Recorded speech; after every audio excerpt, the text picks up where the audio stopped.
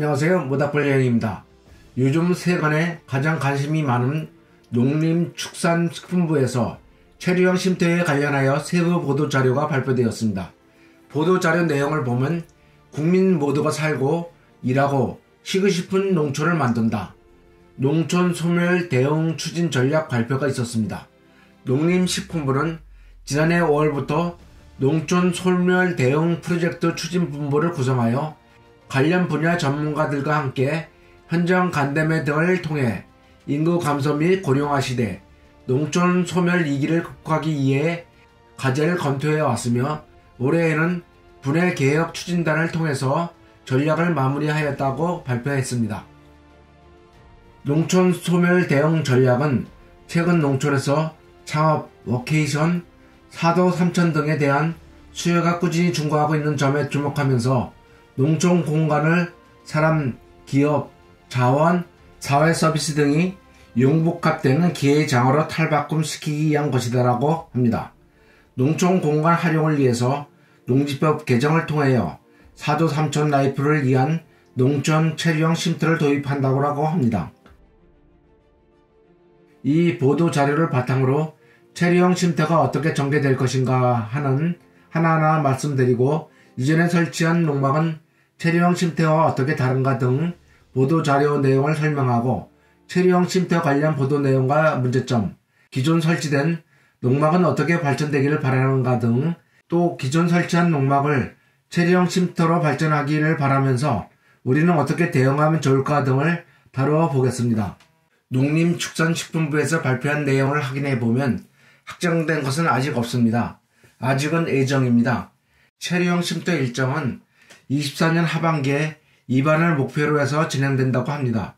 체류형 쉼터 진행 방향에 대해서는 세부 면적 등 방안이 아직 결정된 것이 없습니다. 체류형 쉼터 적용은 입안 발의 후 1 내지 2년 정도, 늦어지면 3년 정도가 필요합니다. 농막의 경우에는 현행 법대로 처리가 됩니다. 현재도 농막의 경우 농작업종 일시휴직에 대해서는 허용한다.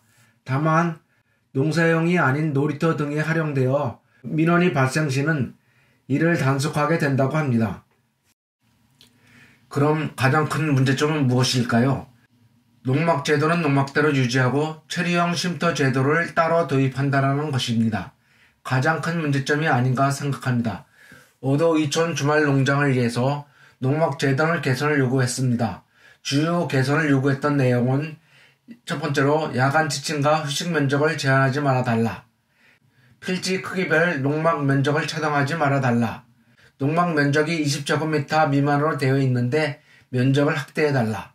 데크, 처마, 주차장, 농막 외에 창고를 허용해달라는 내용 등이었습니다.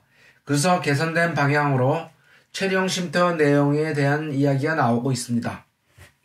그리고 많은 농막을 운영하던 이들이 요구했던 내용, 농막을 운영하면서 불편했던 기존의 농막의 범위를 넓혀달라는 것, 거주할 수 있게 해달라는 것이었습니다.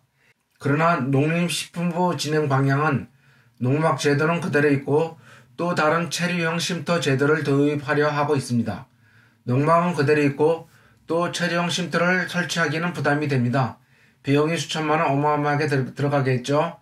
그래서 기존에 설치했던 농막을 업그레이드해서 체류형 쉼터로 이용할 수 있도록 하는 방안도 추진되었으면 합니다. 물론 새로 설치하는 것은 체류형 쉼터 기준을 적용하면 되겠죠.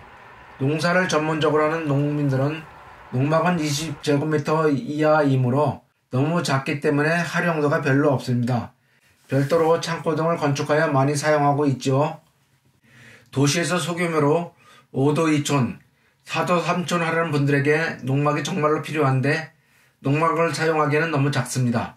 저도 매주 밭에서 일을 하고 농막에서 하루 내지 3일 정도 지냈는데 농막에 농기구, 자재 등을 농막에 보관하면서 잠수 쉴 수 있는 공간을 활용한다?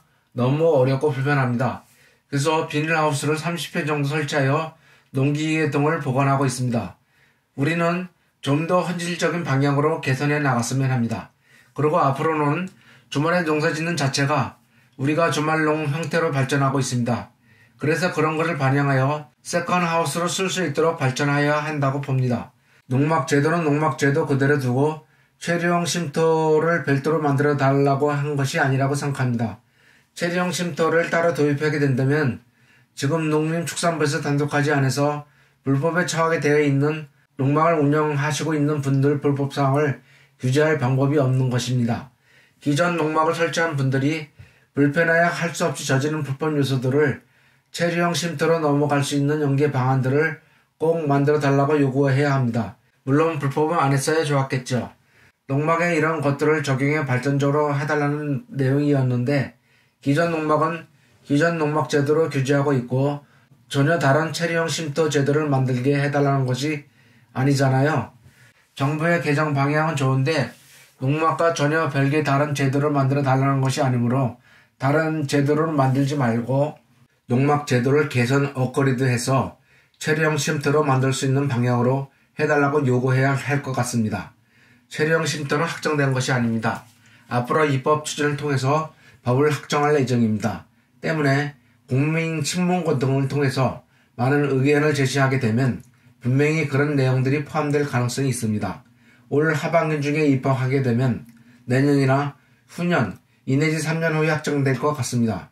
우리가 할 일은 신문고 등을 통해서 우리의 의견을 게시해야 할 것 같습니다. 농막과 별도로 체류형 쉼터만을 입법하게 된다면 기존에 농막을 설치한 분들은 또 체류형 쉼터를 만들어야 하는 필요성가 발생할 수 있습니다.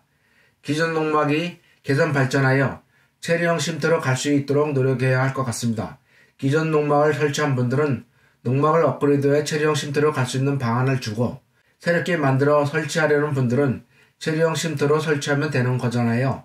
그래서 두 가지 안을 만들어 달라고 우리 모두가 신문고동을 통해서 강력히 의견을 제시 주장을 하여야 할 것 같습니다.